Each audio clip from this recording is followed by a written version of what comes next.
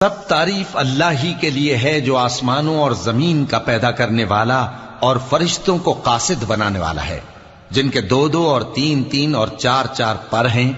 وہ اپنی مخلوقات میں جو چاہتا ہے بڑھاتا ہے، بے شک اللہ ہر چیز پر قادر ہے۔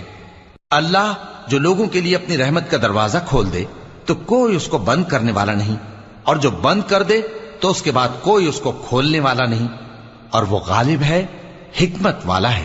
لوگو، اللہ کے جو تم پر احسانات ہیں ان کو یاد کرو۔ کیا اللہ کے سوا کوئی اور خالق اور رازق ہے جو تم کو آسمان اور زمین سے رزق دے؟